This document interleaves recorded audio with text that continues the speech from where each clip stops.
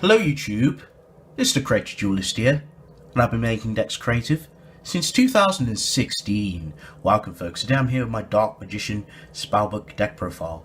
I don't have the fusion stuff. I'm supposed to get those soon, like the Dark Magician fusion stuff. I wanted to show you this build first, just for those who don't have access to the fusion stuff.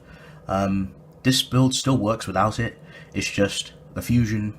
Like the whole, I think it's the Dark Dragon Knight thingamajig that protects the Eternal Soul is a lot more stronger with it than on its own, but still, I'm gonna give you the deck profile and show you my card choices and all that good stuff of that nature. So let's begin. So starting off with the monsters, got the triple Dark Magician. Shout out to my boy Dark Magician 81. I remember when I won that giveaway, he sent me that. I still got it, I still cherish it, I wouldn't trade it for all the gold in the world, my dude. Pretty standard, Dark Magicians, you need to play them, targets. Of course, got the triple Magician's Rod just to help you search for your Magician spells and traps.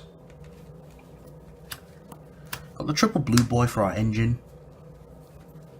One Priestess. One Dark Illusion.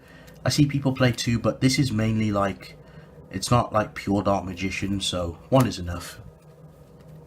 And one Temperance. You can cut this. I like Temperance. There are times where I need to get a Priestess or an Illusion on the field, or another Dark Magician. So that's going to round up the whole monster lineup, folks. Very small lineup. Spells. Got the triple Dark Magician Circle. Pretty standard. It's kind of like a pot of duality. You look at the top three cards. You reveal one Dark Magician or Dark Magician spell and trap. Reveal it to your opponent, add it to your hand, and you put the other two cards in any order you desire on the top of your deck. And if you summon a Dark Magician monster while this card's face up on the field, you get to banish a card on your opponent's field, which is pretty strong. I like Magician's Circle, it's so good. Of course, got my Spellbook engine, triple secrets, double masters, standard. This is a rota, this copies, so you get more pluses out of it. Double knowledge, you can play three. I just don't have the third one. I know it's got reprinted in the Infinity Crisis. I shall be picking up a third one. And stay tuned for my Witchcrafter deck profile. The deck is so cool and so cute. So I'll be making that. And of course Evil Eye. Looking forward to that set to drop. So of course got the double knowledge for now. Double fate to remove pesky monsters and pesky cards that we can't deal with. Double fields, got the double the grand Spellbook Tower for our field spell. Pretty much an upstart goblin during our standby phase. One Spellbook of Life, Premature Burial with a lot of conditions, and one Spellbook of Power. So it's like it buffs your monster by 1,000. If your monster destroys a monster by battle, you get to search. So it's pretty cool. And the one Eternity, just testing out one.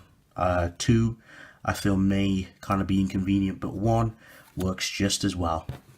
So that's going to round up the Spellbook lineup pretty much for the non-Spellbook stuff. Double duality, double Call by the Grave, very important. You can play three because if they ash your rod, sounds wrong. If they ash your rod, all right, never mind. I'm being disgusting. Or if they ash, all right, stop. if they veil your rod. I'm being inappropriate. Just Call by the Grave is there to stop hand traps. Okay, enough.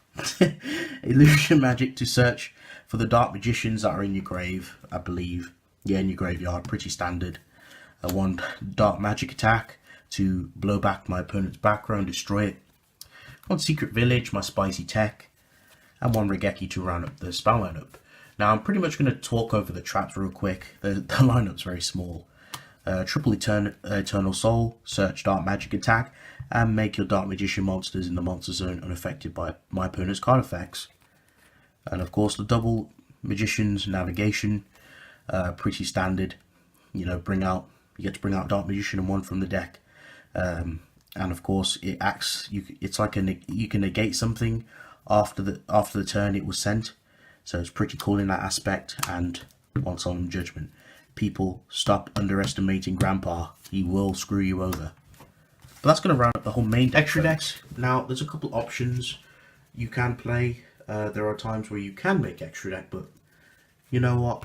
Usually the Dark Magicians, like once you get Eternal Soul Circle and you're able to spam Dark Magicians, your opponent is in a very shitty situation. But regardless, just in case, I shall make an extra deck. I've made an extra deck, but I'll show you some options you can play. So I've got the Gaia Dragon, Red Eyes Flare, Big Eye, Borreload, Saryuja, Tophologic, Decode, Double Wee Witch, and one Underclock Taker. Wee Witch comes in handy sometimes because you can literally, if you can summon a Dark Magician again, and you've got Circle, you can link off the Dark Magicians, make Wee, and of course bring back a Dark Magician, banish something, trigger the Circle, and you can make a rank 7 play. I do have Master of Blades, but I can't find that anywhere. But these are just generic rank 7s you can play. But yes folks, that's going to round up the whole main deck, extra deck, and the whole profile. So thank you all for watching. If you folks enjoyed this video, please remember to leave a like, comment down below. Feedback is always nice to hear. Tell me your thoughts down in the comment section. Please let me know what you folks think. I'd love to hear suggestions. Stay tuned, I shall be updating this shit. Just need to get the fusion monster now for the extra deck. Some polys and I should be good to go. Also stay tuned. I probably might do an Infinity Crisis pack opening. If you folks are interested in that, I'll definitely be doing that, and I'll be definitely doing some profiles soon. But yes folks, it's TheCreativeDuelist signing out. Peace.